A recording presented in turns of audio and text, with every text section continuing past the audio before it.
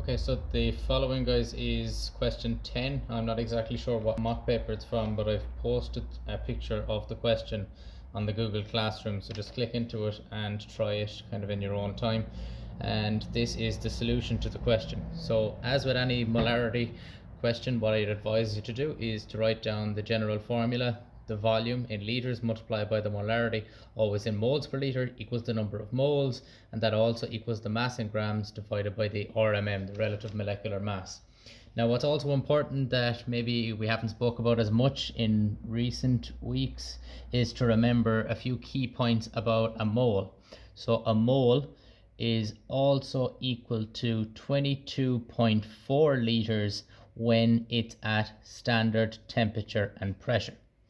And if it's not standard temperature and pressure, if it's at room temperature and pressure, it actually occupies 24 litres.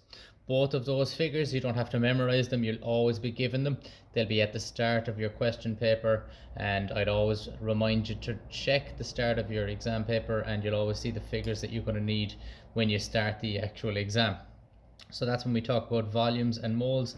You also need to remember that 1 mole of any substance equals 10 by 10 to the 23 particles of that substance. And as another side note, 1 mole also equals the mass of grams that is equal to the RMM of that substance. So you weigh out the number of grams that would equal the relative molecular mass. So an example would be, if I wanted 1 mole of carbon, I would weigh out 12 grams. Now that number varies depending on the element or the molecule that you're working with. So that's subjective to the molecule you're working with. The others are standard. So the question was, you were given the following equation. You were told that you started off with 63 grams of that substance there, which is ammonium dichromate, and you were given the balanced equation, and you had 4 separate parts to solve. You had to first figure out the number of moles of the ammonium dichromate that you started with. You then had to figure out the volume of nitrogen produced at STP.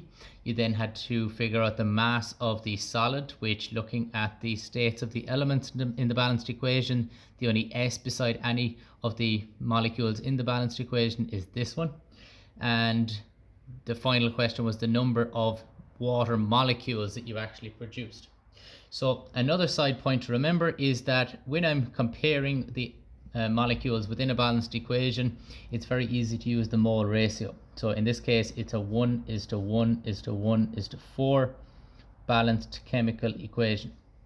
Now that is what I use to compare amounts of those substances. Let's just say I started off with 0.5 moles of this. Well, then, because it's a 1:1 ratio, I would have 0.5 moles of that, and I'd have 0.5 moles of this because it's the same.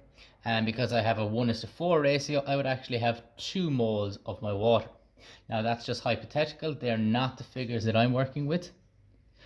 The only piece of information that I was given was that I started with 63 grams of my ammonium dichromate. So what I first need to do is to make sure, the only way I can convert or compare using the balanced equation is if everything is in terms of moles. Moles are central to most of the equations that we work with. So the first question was simply to calculate the number of moles of my ammonium dichromate that I started with if I had 63 grams. So this one is pretty straightforward. I use the equation, this part of the equation up here. The number of moles equals the mass in grams divided by the RMM. So you just have a little side calculation here, and that is to calculate the relative molecular mass of my NH4 to Cr2O7.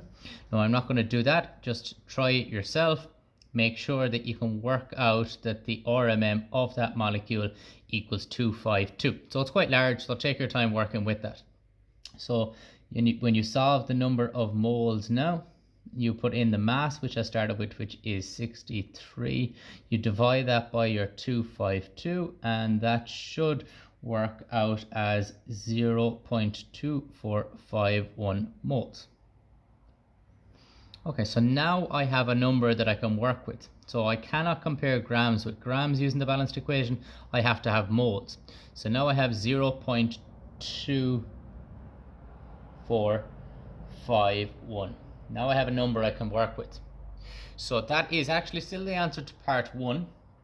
Part 2 now, I am looking to see the volume of nitrogen produced.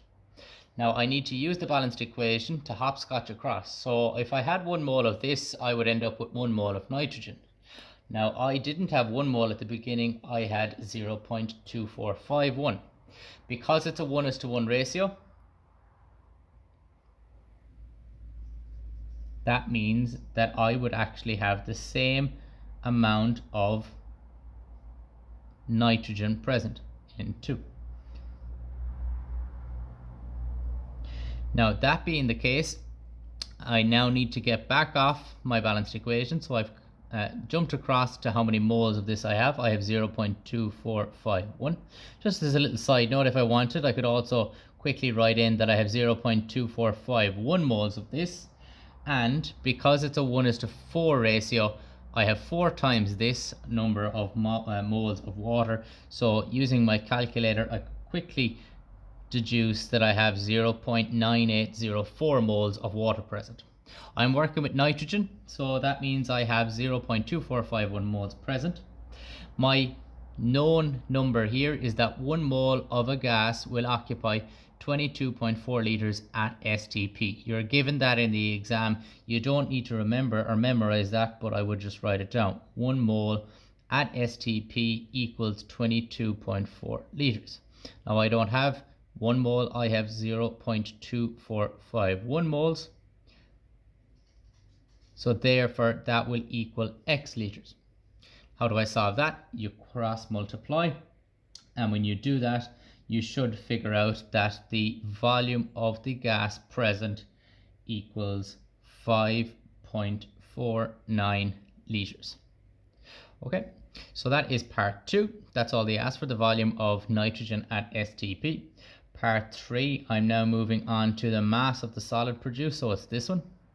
Now again, it's a 1:1 ratio, so however many moles of this I started with, you can end up with the exact same amount of this compound here. So it's a 1:1 ratio, so I have 0.2451 moles of Cr2O7 present. Now this time they asked me for the mass. So if I have moles and I'm trying to convert it to how many grams I have, well then the useful equation in this case is going to be this one again. So you're going to be using the number of moles equals the mass in grams over the RMM. Now this time you have a little side note because you have to work out the RMM of Cr2O7. And again, practice this in your own time. I'm just going to quickly run through it here. So I'm going to tell you it's 215. So entering in the figure that I have for my number of moles, 0.2451 equals the mass in grams, which is what I'm solving for, over the RMM, which is 215. And when you put that in, that should equal 52.696 grams. So that's part 3. Part 4 asks me how many molecules of water were present. This time it was a 1:4 ratio. If I started with this many moles, well then I'm going to have 4 times as much. So my given in this case is how many particles or molecules I have. 1 mole always gives me this many, Avogadro's constant of particles. So 1 mole always equals 6 times 10 to the 23. Now I didn't have 1 mole, I had 0.9804 moles. So how many particles does that equal? Well, that's my unknown, equals X. Cross multiply and you'll end up coming out with your answer as X equals 5.88 times 10 to the 22 particles. In this case, molecules of H2O. Now that's where the question finishes. They only asked you molecules.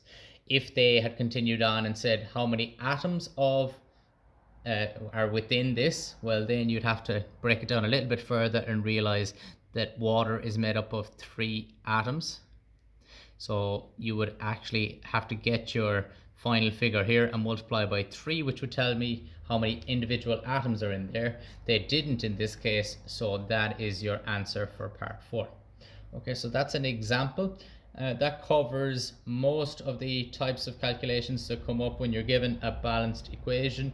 You have to work with the ratio. Here you had to work with the RMM, you had to work with the particles, and you had to work with the volume. So it's a good one to practice, a good one to revise. So if you haven't tried it already, maybe do so and then use this as kind of the solution to check if you are correct.